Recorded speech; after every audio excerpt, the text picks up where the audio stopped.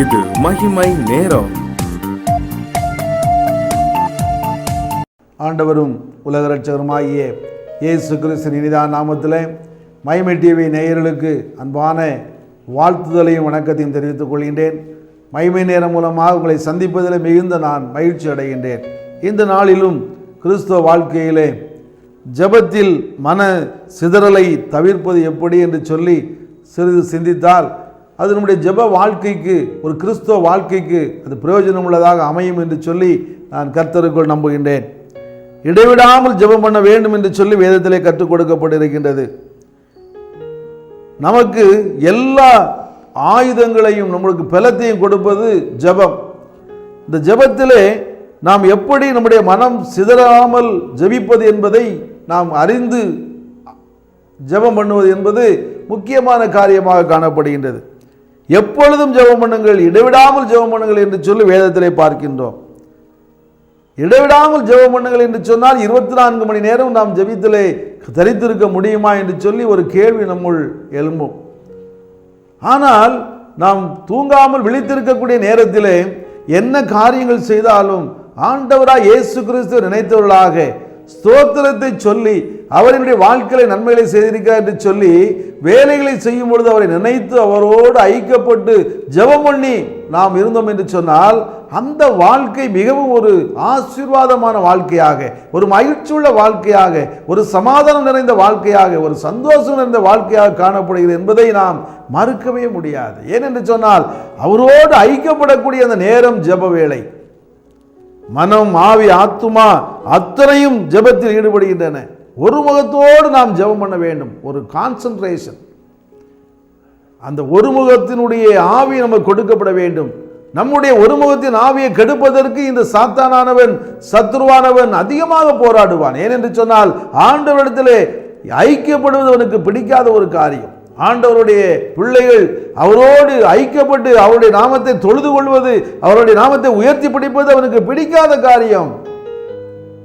ஆனாலும் அவனை மேற்கொண்டு, சத்துருவை மேற்கொண்டு அவரிடத்தில் ஐக்கியப்பட்டு ஜெபத்தின் மூலமாக அவரோடு நாம் உறவாடும் பொழுது, அவரோடு நாம் பேசும் பொழுது நம்முடைய கிறிஸ்தவ வாழ்க்கை என்பது நம்முடைய வாழ்க்கை என்பது மிகவும் ஒரு ஆசீர்வாதமான வாழ்க்கையாக அமையும் என்பதிலே எள்ளளவேனும் சந்தேகமில்லை. ஜெபத்திலே நாம் துதிகள் அதிகமாக, நாம் துதியினுடைய வார்த்தைகளை அதிகமாக பயன்படுத்த வேண்டும். துதி நிறைந்த ஒரு ஜெபமாக காணப்பட வேண்டும். ஏனென்று சொன்னால் ஆண்டவராய் இயேசு கிறிஸ்து நமக்கு அநேக நன்மைகள் அல்ல, எத்தனை நன்மைகளை கொடுத்திருக்கிறார். மற்றவர்களை நாம் ஒப்பிட்டு பார்த்தோம் என்று சொன்னால் இந்த வாழ்க்கை என்பது அவரால் கொடுக்கப்பட்டது, இந்த ஐஸ்வர்யம் என்பது அவரால் கொடுக்கப்பட்டது, இந்த சுகம் என்பது அவரால் கொடுக்கப்பட்டது.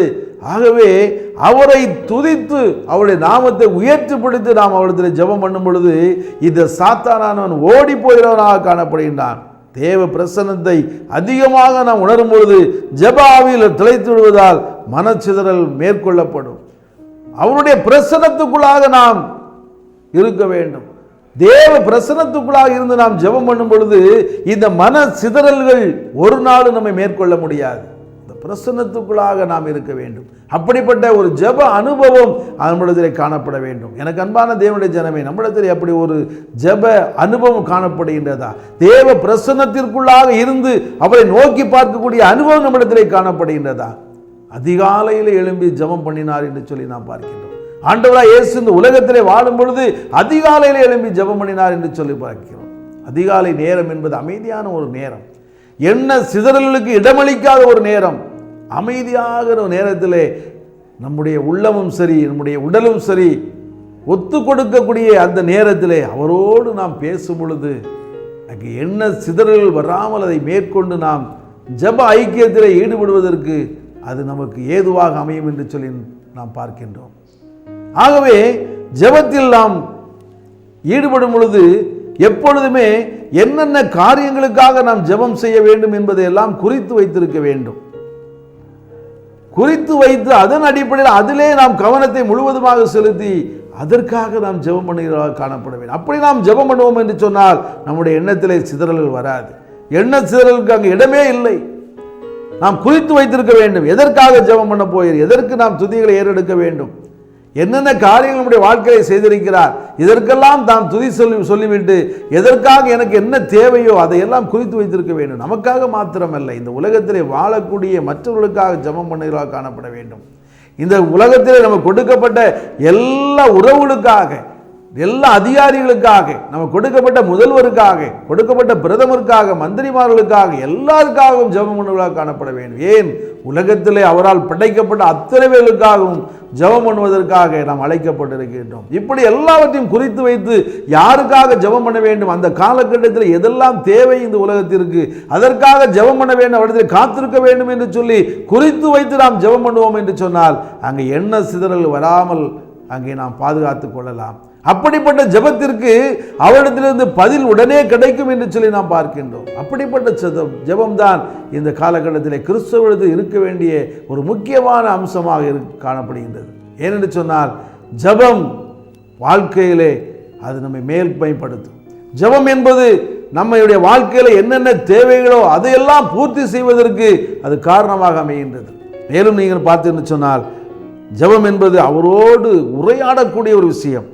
திறந்த வேதத்தோடு ஜெபிப்பதை பயனுள்ளதாக கண்டிருக்கிறேன். வாசித்து ஜெபித்து வாசித்து தானியேல் 9ஆம் அதிகாரம் 1ஆம் வசனத்திலிருந்து 3ஆம் வசனம் வாசித்து பார்த்து சொன்னால் வேத வசனத்தின்படி ஜெபிக்க வேண்டும். அதை வாசித்து, ஐயா நீர் இப்படி சொல்லியிருக்கிறீர், என்னுடைய வாழ்க்கையிலே இது வேண்டும் ஆண்டவரே, நீர் கொடுத்திருக்கிறப்பா அந்த ஆசீர்வாதம் வாழ்க்கையில வேண்டும் என்று சொல்லி வேத வசனங்களை வாசித்து அதன் மூலமாக ஜெபிக்க நாம் கற்றுக்கொள்ள வேண்டும். அப்படி நாம் ஜெபிப்போம் என்று சொன்னால் அந்த வார்த்தை நம்முடைய வாழ்க்கையிலும் நிறைவேற்றுவதற்கு அவர் வல்லவராயிருக்கிறார். இன்னும் நீங்கள் பார்க்க என்று சொன்னால் வாழ்க்கையிலே மாம்சத்தோடும் இரத்தத்தோடும் அல்ல, சத்துருவின் ஆவியோடும் போராட்டம் இருக்கதான் செய்யும். ஆனாலும் அந்த சத்துருக்களை எல்லாம் நாம் சிறைப்பிடித்து அதனை மேற்கொண்டு அவரோடு ஐக்கியப்படுகின்றவர்கள் நாம் காணப்பட வேண்டும் என்று சொன்னால் கிறிஸ்துவின் நாமத்தில் நம்முடைய ஜெபம் அமைய வேண்டும். அவருடைய நாமத்தை உச்சரித்தவர்களாக எப்பொழுதும் இயேசு கிறிஸ்து என்று சொல்லி அந்த நாமத்தை உச்சரித்து நாம் ஜெபம் பண்ணும் பொழுது அங்கே என்ன சிதறல்கள் அங்கே காணப்படாது. உண்மையான ஒரு ஐக்கியம் அவரிடத்திலே காணப்படும். பிதாவின் வலது பக்கத்திலே நமக்காக இயேசுவானவர் மன்றாடி கொண்டிருக்கிறார். ஆவியானவர் நமக்கு வெற்றி தருவதற்காக நம்முடைய வாழ்க்கையில வெற்றி அடைந்து எல்லாவித நன்மைகளோடு வாழ்ந்து அவருக்குள்ளாக அவருடைய பிள்ளைகளாக வாழ வேண்டும் என்பதற்காக அவர் நம்மோடு வாழ்ந்து கொண்டிருக்கின்றார். நம்மை தேற்றுகிறவராக, விழுந்து போகாமல் பிசாசினுடைய பிடியிலே சிக்கி அங்கே மாண்டு போய்விடாமல் நம்மை அவர் காத்து வழி நடத்துவதற்கு ஆவியானவர் நம்மோடு கூட அசைவாடி அளவலாவி கொண்டிருக்கின்றார். எனக்கு அன்பான தேவனுடைய ஜனமே, கிறிஸ்துவ வாழ்க்கை என்பது அவருக்குள்ளாக அவரோடு ஐக்கியப்பட்டு அவரோடத்தில் பேசக்கூடிய ஒரு வாழ்க்கையாக அது அமைய வேண்டும்.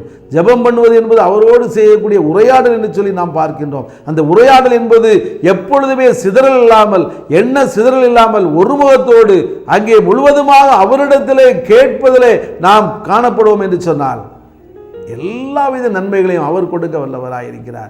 என்ன தேவையோ உங்களுடைய வாழ்க்கைகளை எல்லாவற்றையும் நீங்கள் அதிகாலை எழும்பி ஒருமுகத்தோடு ஜெபித்து பாருங்கள். உங்களுடைய வாழ்க்கை மாத்திரமல்ல, பிள்ளைகளுடைய வாழ்க்கை மாத்திரமல்ல, என்னென்ன தேவைகள் உண்டோ அத்தனையும் அவர் கொடுக்க வல்லவராயிருக்கிறார். ஏனென்று சொன்னால் நம்மால் ஒன்றும் முடியாது, நம்முடைய பலத்தினாலோ பராக்கிரமத்தினாலோ ஒன்றும் செய்ய முடியாது. ஆண்டவராய் இயேசு கிறிஸ்துவால் மாத்திரமே அது செய்ய முடியும். இயேசு என்ற நாமத்தை சொல்லி பாருங்கள், அவரிடத்தில் பேசி பாருங்கள், உரையாடி பாருங்கள். அவர் நமக்கு எல்லா ஆசீர்வாதத்தையும் கொடுக்க வல்லவராயிருக்கிறார். அவர் நம்மோடு கூட இருக்கிறார். நம்மை வாழ வைப்பதற்காக, இந்த உலகத்தில் அவருடைய பிள்ளைகளாக நாமம் தரித்தவர்களாக வாழ்வதற்காக நம்மை இந்த உலகத்திலே படைத்து ஆவியானவர் மூலமாய் நம்மை தேற்றி நம்மை வழி நடத்துவதற்கு அவர் வல்லவராயிருக்கிறார். அவரோடு நாம் பேச வேண்டும், அவரோடு ஐக்கியப்பட வேண்டும், அவரை துதிக்க வேண்டும். எல்லா இடத்திலும் நாமத்தை மகிமைப்படுத்துகின்றவர்களாக நீங்களும் நானும் வாழ வேண்டும்.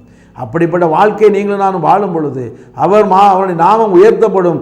அது மாத்திரமல்ல, அவருடைய பிள்ளைகளாக அவருடைய நாமம் தரித்த பிள்ளைகளாகிய நீங்களும் நானும் ஆசீர்வதிக்கப்பட்டவர்களாக மற்றவர்களுக்கு முன்பதாக ஒரு முன்மாதிரியாக வாழ்க்கை வாழ்வதற்காக அவர் நமக்கு கொடுக்கிற எல்லா ஆசீர்வாதங்களும் மேன்மை உள்ளதாக அமையும். நம்முடைய வாழ்க்கையிலும் அப்படியே நாம் ஜெபம் பண்ணுவதிலே ஒரு எண்ண சிதறல் இல்லாமல் ஜெபம் பண்ணுகிற வாழ்க்கையை வாழ வேண்டும் என்று சொல்லி இந்த காலை நேரத்தில் அவர் கற்று தந்திருக்கிறார். அதை அப்படியே நம்முடைய வாழ்க்கையிலே நாம் அதை அபியாசப்படுத்தி அதன்படி நாம் ஜெபிப்போம் என்று சொன்னால் நம்முடைய கிறிஸ்தவ வாழ்க்கை என்பது மிகவும் ஒரு பயனுள்ள வாழ்க்கையாக, ஒரு வெற்றியுள்ள வாழ்க்கையாக, அவருக்குள்ளாக வாழக்கூடிய ஒரு வாழ்க்கையாக அமையும் என்பதில் எல்லளவேன்னு ஒரு சந்தேகம் இல்லை.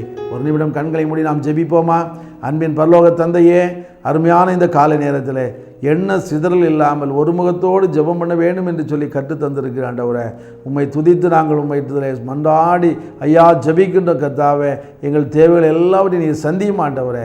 எங்கள் வாழ்க்கையில் மாத்திரமல்ல, எங்களுடைய பிள்ளைகள் வாழ்க்கையில் மாத்திரமல்ல, இந்த உலகத்தில் வாழக்கூடிய ஒவ்வொருவரோடும் நீங்கள் இடைபெற வேண்டுமா ஜெபிக்கிறேன் கர்த்தாவே. தலைவர்கள் ஞானத்தை கொடுங்கப்பா. இந்திய தேசம் மாத்திரமல்ல, உலகமே உண்மை அறிந்து கொண்டு எல்லாரும் உடைய பிள்ளைகளாக மாற என் தேவன் கிருபையாக இறங்கி ஒரு அற்புதங்களையும் அடையாளங்களையும் செய்ய வேண்டுமா ஜெபிக்கிறேன் கர்த்தாவே. நீர் அப்படியே செய்ய போகிற தயவுக்காக நன்றி அப்பா. துதிகன மகிமை எல்லாம் உமக்கே செலுத்தி ஏற்றுக்கொள்ளும். இரட்சகர் மீட்பெருமாகிய இயேசு கிறிஸ்து நீ நாமத்தில் கேட்கிறோம் ஜீவன நல்ல பிதாவே. ஆமேன், ஆமேன்.